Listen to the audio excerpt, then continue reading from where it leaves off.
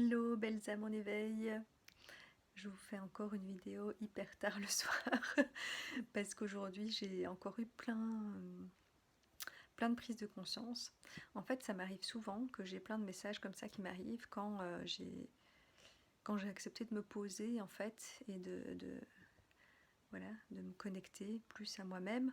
Et donc comme hier j'étais passée une journée à la mer, ça m'a fait du bien, puis qu'aujourd'hui du coup mon programme a changé, j'ai pas fait grand chose. Et donc du coup, ben voilà, il y a full message qui afflue. Et du coup, ben, comme d'habitude, c'est hyper tard le soir que je me décide à vous les partager. Et aussi du coup, maintenant que je vois beaucoup plus clair, je vais enfin pouvoir vous faire ma storytelling incessamment sous peu. Je sais que je vous répète ça depuis tout un temps, mais voilà, je pense qu'elle se faisait pas parce que chaque fois il me manquait des infos en fait. Et donc, bah, c'est comme pour tout, ça se fait autant juste quand tout est en place et complet. Enfin, si, tant soit peu qu'on peut être que ça peut être vraiment complet un jour, je pense que voilà. euh, on continue à en apprendre et à devenir de plus en plus conscient toute sa vie. Donc je ne sais pas tout, mais disons que il fallait que je sois consciente de suffisamment de choses pour, voilà, pour pouvoir mieux savoir qui j'étais et ce que j'avais à offrir au monde.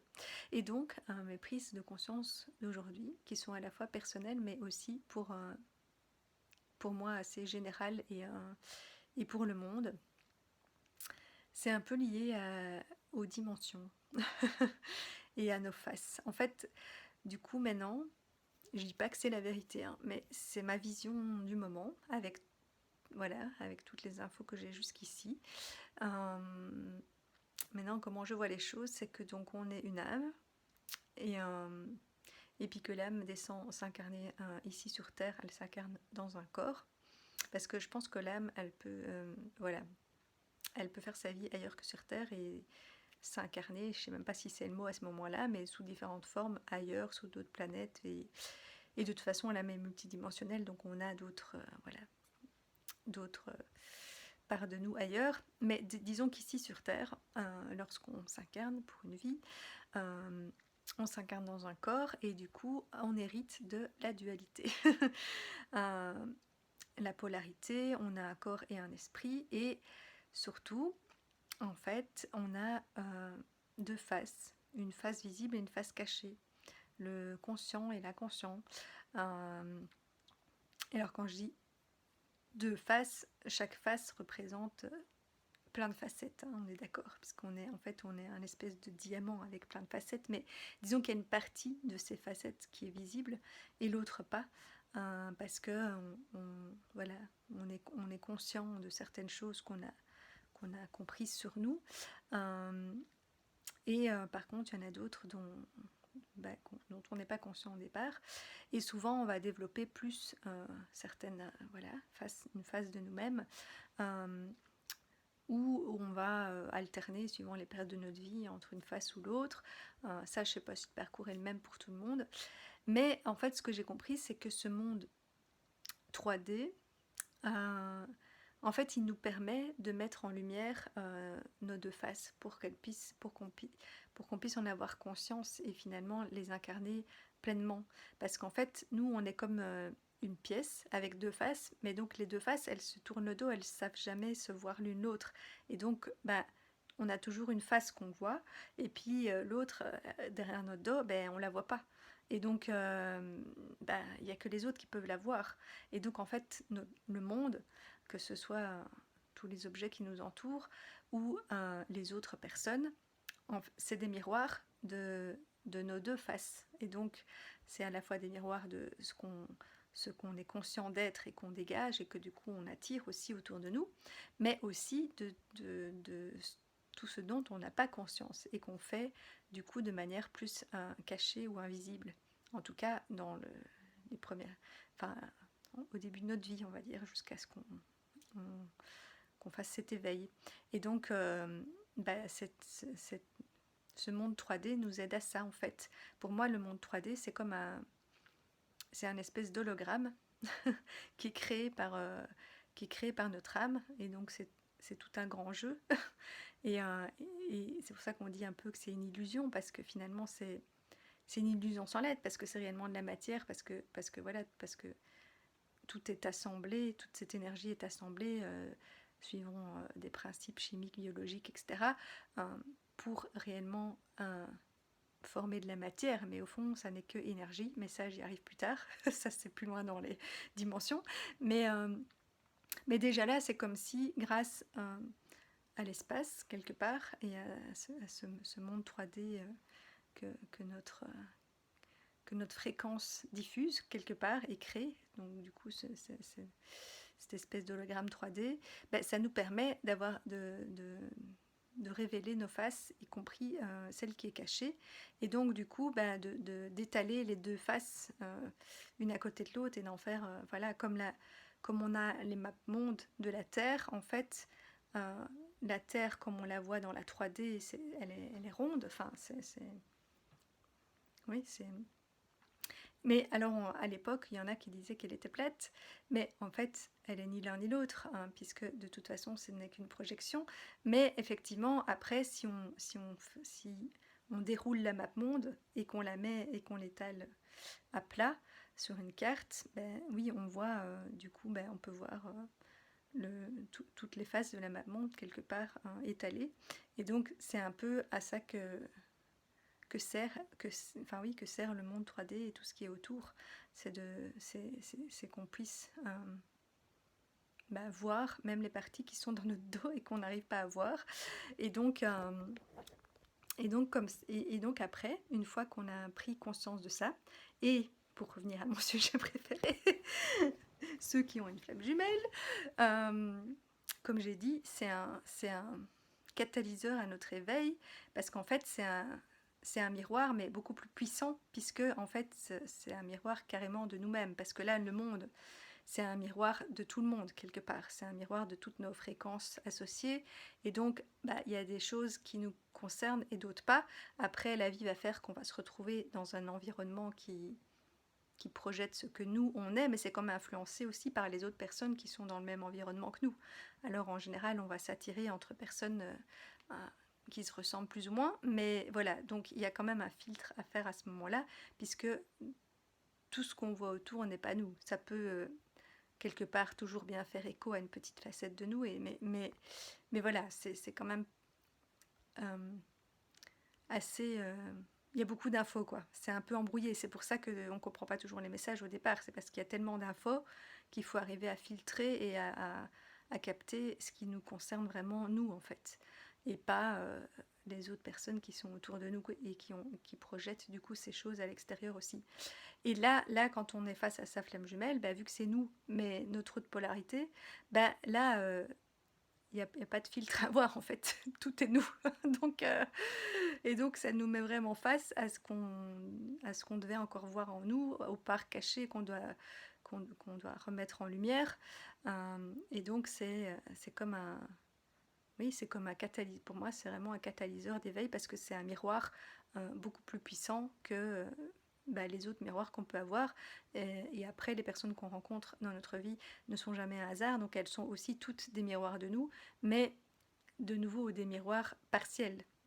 Alors que là, c'est nous, quoi. Donc, mais sauf que l'autre, il a développé la face que nous, on n'a pas développée, et inversement. Bon, après, souvent, quand on se rencontre, on a déjà commencé son éveil, donc bon, on a déjà développé un peu l'autre face quand même, mais voilà, ça nous met... ça nous redirige mieux en fait, vraiment vers là où on doit aller.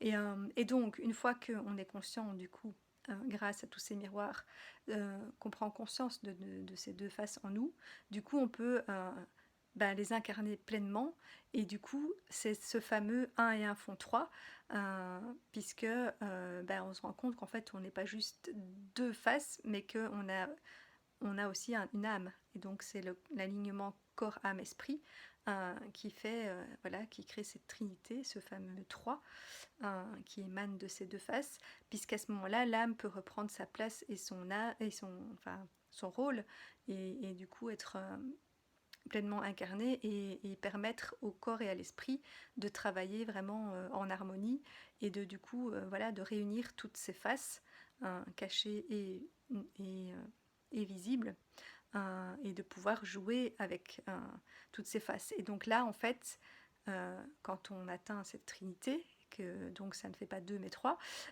parce qu'on n'est pas juste noir ou blanc. Du coup là on va libérer toute notre palette de couleurs voilà, et pouvoir utiliser tous ces potentiels et toutes ces facettes en conscience et voilà, de manière harmonisée et les faire travailler ensemble, même s'il y a des facettes qui sont très opposées en nous. Hein. On le sait tous, on a des choses des fois très duelles où on est à la fois ça et ça qui peuvent paraître très opposés. Et moi, je pense que chacun, on est aussi différent. Il y a certaines choses qu'on va tous retrouver en nous, mais on est quand même venu incarner certaines choses en particulier. Et moi, je me sens particulièrement duel, dans le sens où j'ai vraiment l'impression d'avoir des extrêmes vraiment très... Enfin, vraiment d'avoir des trucs qui pourraient paraître opposés. Et en même temps, j'ai l'impression que c'est une de mes spécialités aussi, d'arriver à, à lier des choses qu'au départ on se serait dit mais ça va pas du tout ensemble. Qu'est-ce que tu vas mettre ces deux choses-là ensemble, quoi, tu vois? Et du coup, je pense que c'est un peu le cas pour la flamme jumelle aussi, parce que du coup, une fois qu'on est dans un parcours flamme jumelle, vu qu'on attire autour de nous ce qu'on est, on se retrouve à rencontrer plein d'autres personnes qui sont flammes jumelles aussi. Et du coup, j'ai quand même pu constater que chez les autres, dans les couples qu'on a pu me dire, qui sont pas spécialement en couple, hein, mais qui savent que c'est leur flamme jumelle, il y a quand même des ressemblances un peu, même physiquement, je trouve. Alors que dans mon cas, franchement, c'est quand même assez opposé pour plein de choses. Mais après, je me suis dit, mais c'est caractéristique de mon intérieur parce que c'est comme ça à l'intérieur de moi. Et en fait, ça a l'air incompatible, mais ça ne l'est pas. Il faut juste apprendre à, voilà, à faire travailler toutes ces parts ensemble. Et donc, lorsqu'on atteint cette trinité, donc on a cette version 3D de nous qui peut du coup être créée autour de nous. Et du coup, on recrée quelque part le monde à notre image. Et bien, on peut ajouter la quatrième dimension. Donc, quand on passe dans la 4D, pour moi, c'est parce qu'on se rend compte que la notion de temps, qui est la quatrième dimension, on se rend compte aussi que, voilà, tout comme tout ce qu'on voit quelque part est une espèce d'illusion créée, une illusion sans l'être, hein, on est bien d'accord, parce que dans notre monde, c'est du matériel quand même. Mais quelque part, c'est un jeu que l'âme a créé. Et donc, on se rend compte aussi que le temps n'existe pas non plus. Et donc, oui, déjà quand on a reconnecté à cette trinité, et donc quelque part à cette unité en nous, de toutes nos parts, rassemblées, parce que moi je disais souvent que j'avais l'impression d'être incarnée à moitié, comme si j'incarnais qu'une part de moi et qu'il y a une partie de moi que je refusais, mais après on m'a dit oui, c'est pas tellement que tu es incarnée à moitié, c'est que tu es morcelée. Pour moi, les deux sont un peu vrais. J'ai l'impression quand même qu'il y avait des parts de moi que je refusais d'incarner, et après, effectivement, j'étais morcelée, et il faut arriver à faire travailler toutes nos parts ensemble. Mais donc, une fois qu'on retrouve toute cette unité, on se rend compte qu'en fait, tout n'est qu'un, et que même nous tous, on ne forme qu'un, quelque part. Et toutes nos âmes ensemble, ça forme la source, et ça forme une unité aussi qui crée ce monde. Comme je vous ai dit au début. Et donc, on rajoute cette notion de temps et on se rend compte que en fait, le temps non plus n'existe pas. Et qu'en fait, tout est toujours instant présent. Et que c'est dans l'instant présent qu'on recrée à la fois notre passé et notre futur.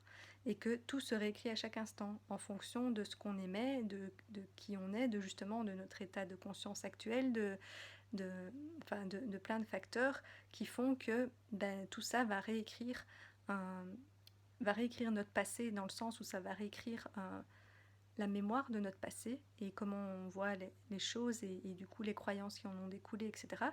Et va réécrire notre futur parce que, voilà, même s'il y a plus ou moins un futur plus ou moins défini, quelque part quand on est visionnaire, on voit déjà c'est quoi le futur et vers où on va, mais le temps que ça va prendre, le chemin qu'on va prendre pour y parcourir, la forme, etc.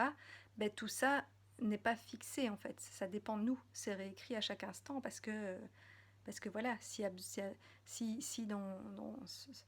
voilà, dans notre futur à nous, plus perso, il y a X choses ou personnes qui doivent intervenir, bah, en fonction de comment toutes ces personnes, où est-ce qu'elles en sont, ce qui est déjà prêt, pas prêt, machin, nanana, ben, on réécrit le scénario, ou bien c'est une autre personne qui vient, ou enfin, tout est, voilà. Et donc, c'est pour ça que je dis aussi pour le monde et pour la mise en place de ce nouveau monde, ben, plus vite on va chacun évoluer et devenir conscient et du coup devenir créateur, ben, ben, plus vite on pourra mettre ce monde en place et surtout on pourra choisir un chemin qui ne crée pas trop de dégâts, on va dire.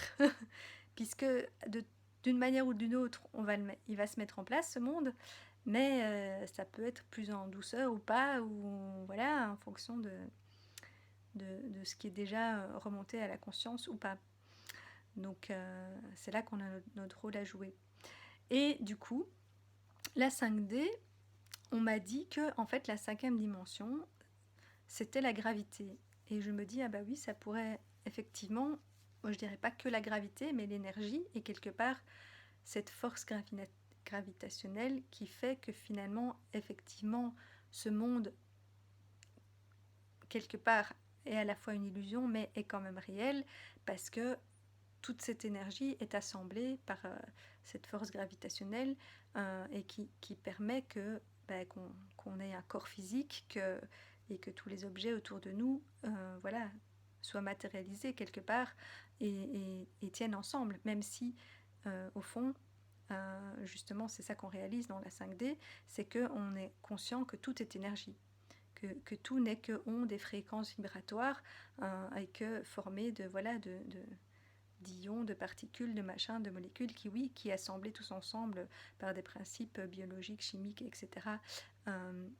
Et de physique quantique. Maintenant, nous le savons, c'est bien pour ça qu'en fait, tout, rien n'est fixe en fait, et on est à plusieurs endroits à la fois, et tout est... Voilà, en gros, on est un et on est au présent tout le temps. Mais dans ce qu'on voit à l'extérieur, il y a une illusion voilà, d'une ligne de temps, d'un espace tridimensionnel. Mais au fond, tout n'est que fréquence, enfin vibration. Et donc, c'est notre vibration qui crée tout. Et donc, une fois qu'on s'en rend compte, on peut utiliser tout ce qui est à base de vibration, donc les couleurs, la musique, la voix, enfin tout ce qui émet des vibrations, et même tout ce qui est vibration, parce que ça c'est encore des choses qu'on maîtrise entre guillemets, et qu'on a étudié et qu'on sait, voilà, telle longueur d'onde, tel machin, nanana, mais il y a nos propres vibrations à nous qui... sans qu'on sache vraiment comment ça fonctionne, influence le monde. Et donc, c'est en travaillant sur nous, plus on devient conscient, plus on se rappelle qui on est, plus on est aligné, plus on est dans cette trinité, plus notre fréquence vibratoire augmente et plus elle influence du coup positivement le monde. Et c'est aussi pour ça que toutes les personnes qui sont en cours d'éveil retrouvent, comme on dit, sa famille d'âme, parce que lorsque toutes ces personnes à fréquence vibratoire plus élevée se retrouvent, ça fait un effet de résonance et l'effet est plus puissant et on peut entraîner les autres dans cette fréquence. Et on a un certain magnétisme, on va dire. Et donc, en fonction de notre... on influence tous notre environnement, quelque part. Et on est influencé par notre environnement aussi, mais plus on vibre haut et plus on est voilà et plus on est aligné, plus on va influencer un grand espace autour de nous en fait, plus on va avoir d'influence, et donc ça va quelque part passer au-dessus des influences des autres, et c'est pour ça que pour faire ce passage dans ce nouveau monde, il faut que chaque personne augmente sa fréquence, ou que, enfin en tout cas, qu'un nombre suffisant de personnes le fassent pour entraîner tous les autres par effet de résonance et faire monter du coup toutes les fréquences. Et c'est aussi pour ça qu'il y a des gens qui se réunissent pour faire des cercles de chant, de tambours, d'instruments, enfin tout ce qui est fréquence en fait, vibration, etc. Ça aide en fait. Et du coup on peut guérir comme ça aussi, rien que par des sons, par la fréquence, par la voix. Il y a des gens qui ont été guéris juste par un chant, quelque chose, parce qu'en fait, avec notre vibration, on peut décréer et recréer tout à chaque instant. Quelque part, comme on dit dans la chimie, rien ne se perd, rien ne se crée, tout se transforme, mais c'est vrai, mais ça pourrait même être vrai avec notre corps. Et donc c'est ça qu'on dit que notre ADN est en train de se transformer, puisque comme on réécrit le passé et nos mémoires, tout ce qui était inscrit en nous peut être transformé aussi et transmuté en autre chose. Et donc du coup, une fois qu'on va vivre beaucoup plus en conscience, puisqu'on sera conscient de toutes nos dimensions quelque part, de toutes nos faces, de tout ce pouvoir qu'on a et de notre part divine, on va pouvoir vivre beaucoup mieux et faire les choses de manière consciente et pas faire n'importe quoi parce que après, il ne faut pas s'en vouloir, parce que tout ce qu'on a vécu était nécessaire, toutes ces étapes étaient nécessaires pour en arriver où on est. Et les phases de nous qui étaient cachées, c'est qu'elles devaient rester, c'est que ça fait partie du parcours et qu'elles devaient rester cachées.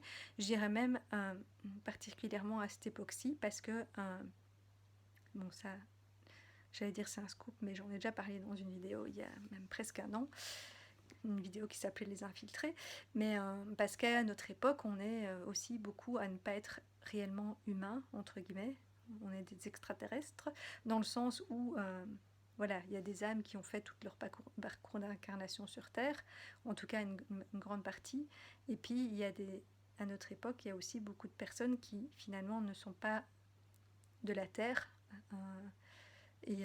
mais ont décidé de venir s'incarner sur Terre, pour aider à faire ce passage, justement.